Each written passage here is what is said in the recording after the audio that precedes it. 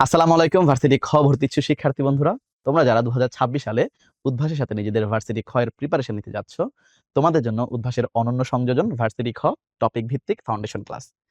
আজকের এই ভিডিওতে আমরা মূলত এই ফাউন্ডেশন ক্লাস কেন দরকার, এইগুলা কিভাবে সাজিয়েছি এবং কিভাবে পড়াশোনা করলে এই ফাউন্ডেশন ক্লাসগুলো তোমাদের জন্য কিন্তু একটা উপকারী মাধ্যম হিসেবে কাজ করবে সে বিষয়ে আলোচনা করার চেষ্টা করব। সো সবার আগে আমরা চলো জেনে নেই যে এই ফাউন্ডেশন ক্লাসটা কেন দরকার।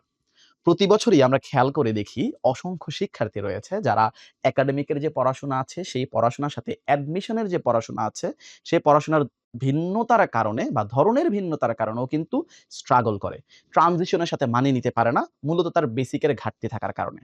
সো এই যে বেসিকের ঘাটতি সেটা কিন্তু তোমার বারবার করে প্রিপারেশনের মধ্যে তোমাকে থামিয়ে দিবে এবং তুমি বারবার করে কিন্তু তোমার যে একটা গতি আছে সেটাকে হারিয়ে ফেলবে এবং এই কারণে অসংখ্য শিক্ষার্থী কিন্তু শুরুতেই ঝরে পড়ে। সো সেই ভাবনা থেকে তোমাদের প্রয়োজনে আমাদের কিন্তু আয়োজন এই টপিক ভিত্তিক ফাউন্ডেশন ক্লাস। টপিক ভিত্তিক ফাউন্ডেশন ক্লাস এখানে শুধু গ্রামার টপিক না, মূলত প্রথম পত্র, দ্বিতীয় পত্র, গদ্য, পদ্য এবং রিটেন এর সকল টপিকও কিন্তু আমরা এখানে কভার করার চেষ্টা করেছি, যাতে তোমাদের যে সকল ধরনের টপিক আছে সবগুলোর বেসিক একদম ক্লিয়ার হয়ে যায়। কিভাবে সাজিয়েছি আমাদের এই টপিক ভিত্তিক ক্লাসগুলো? আমরা সবার আগে টপিক অ্যানালাইসিস রেখেছি। টপিক অ্যানালাইসিসে তুমি মূলত বিগত বছরে একটা নির্দিষ্ট টপিক বিভিন্ন ইউনিভার্সিটিতে কেমন গুরুত্ব বহন করে সেটা দেখার চেষ্টা করেছি। যেমন ঢাবিতের যদি আমি চিন্তা করি adjective and degree of comparison যেই ধরনের প্রশ্ন আসে, যতটুকু পরিমাণ প্রশ্ন আসে সেই হিসেবে কিন্তু আমরা স্টার মার্কিংও দিয়েছি। এবং যেইখানে যেমন পরিমাণ আসে তার উপর ভিত্তি করে কিন্তু ইম্পোর্টেন্সটা দেওয়া হয়েছে, যাতে তুমি যদি স্পেসিফিক কোনো ভার্সিটির প্রিপারেশন নিতে চাও তখন ওই টপিকটা ওই ভার্সিটির জন্য কতটুকু গুরুত্বপূর্ণ তোমার কাছে যেন এটা ভালোভাবে ফুটে উঠে এবং তুমি বুঝতে পারো। তুমি টপিক যখন এনালাইসিস করে ফেলেছো এরপরে দরকার তোমার ওই বিষয়ে একদম ক্লিয়ার একটা কনসেপ্ট, এবং যদি কোনো টপিক থাকে সেখানে গুরুত্বপূর্ণ তথ্য তোমার মনে রাখা দরকার আছে তাহলে কিন্তু ওই বিষয়ে জানা দরকার। সো সেই কারণে আমরা এরপরে বেসিক কনসেপ্ট ক্লিয়ার এবং গুরুত্বপূর্ণ তথ্য সময় রেখেছি, যেটা তুমি এখানে দেখতে পাচ্ছ আমাদের যে স্বরধ্বনির যেখানে আলোচনা করা হয়েছে, মৌলিক স্বর, যৌগিক স্বর, সেগুলোকে একদম চুলচেরা বিশ্লেষণের মাধ্যমে কিন্তু তোমাকে বোঝানো হয়েছে। এর বাইরেও যদি আরো বেসিকে যাওয়া লাগে, আরো ডিপে যাওয়া লাগে, সেই ক্ষেত্রেও কিন্তু একদম আলাদা করে বিশেষভাবে তোমাদেরকে একদম ডিপে গিয়ে বেসিক থেকে শুরু করে পুরোটা বুঝিয়ে দেওয়ার চেষ্টা করা হয়েছে। এছাড়া কোনো টপিকের যদি গুরুত্বপূর্ণ কোনো তথ্য থাকে, যে তথ্যগুলো তোমার আলাদা করে মনে রাখা দরকার, সেগুলো কিন্তু গুরুত্বপূর্ণ তথ্য হিসেবে আলাদা করে রাখা হয়েছে, যেটা আমরা এখানে জিকের একটা স্লাইডে দেখতে পাচ্ছি। সো গুরুত্বপূর্ণ তথ্য যখন তোমার জানা হয়ে গেছে, টপিকটা তুমি মোটামুটি জানো, এর বাইরেও একটা নির্দিষ্ট টপিকে বা কিছু টপিক রয়েছে যেগুলোতে কিন্তু একটা নির্দিষ্ট রুলস কিংবা নির্দিষ্ট কিছু সেন্টেন্সের মধ্যে তোমাদের সবসময় কনফিউশন থাকে। সকল শিক্ষার্থীর মাঝেই থাকে।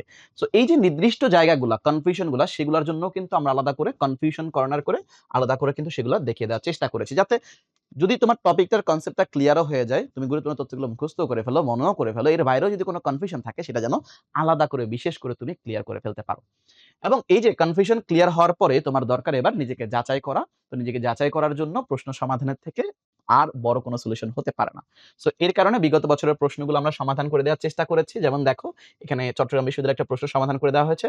প্রশ্ন সমাধানের ক্ষেত্রে শুধু সঠিক উত্তরকে নয়, বরং ওই সঠিক উত্তরের সাথে রিলেটেড, প্রশ্নের সাথে রিলেটেড কিন্তু ব্যাখ্যাও করে দেওয়া হয়েছে, যাতে তুমি শুধু প্রশ্ন সমাধানটা মুখস্থ না করো, বরং এটাকে অ্যাপ্লিকেশন নির্ভরে নিয়ে যেতে পারো। তোমার যেন অ্যাপ্লিকেশনের যে দক্ষতাটা আছে সেটা যেন তুমি অর্জন করতে পারো।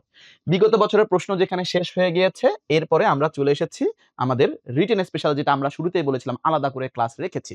এই যে রিটেন স্পেশাল ক্লাস কেন রাখা হয়েছে? আমরা চাইলে কিন্তু শুধু টপিক ভিত্তিক হয়তো গ্রামার, গদ্য, পদ্য আলোচনা করতে পারতাম। রিটেন রাখার কারণ হয়েছে আমরা প্রতি বছরই লক্ষ্য করি যারা ঢাকা বিশ্ববিদ্যালয়ে পরীক্ষা দেয় বিশেষ করে তাদের জন্য কিন্তু রিটেনের আলাদা করে প্রিপারেশন নিতে হয়। এবং আমাদের কিন্তু একাডেমিক লাইফে যে ফ্রি হ্যান্ড রাইটিং এর দক্ষতা আছে সেটা কিন্তু একদমই থাকে না বললেই চলে। আমরা মুখস্থ নির্ভর থাকি।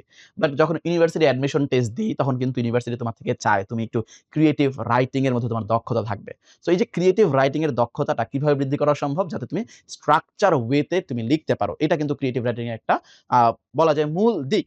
সো এই কারণে আমরা কিন্তু এখানে যেমন প্রভাব এক্সপ্লেনেশন ঢাকা বিশ্ববিদ্যালয়ে ২ বছর এসেছিল। সো প্রভাব এক্সপ্লেনেশন তুমি কিভাবে করবা, স্ট্রাকচার ধরে কিন্তু নিজেরা লিখে আমরা ফ্রি হ্যান্ড রাইটিং এর মাধ্যমে তোমাদেরকে দেখিয়ে দেওয়ার চেষ্টা করেছি। যাতে তুমি কল্পনা করতে পারো তুমি নিজে লিখছো, এবং স্ট্রাকচারটা যখন তুমি বুঝতে পারবা তখন কিন্তু তোমার জন্য রাইটিংটা খুব বেশি কঠিন মনে হবে না। তাই না?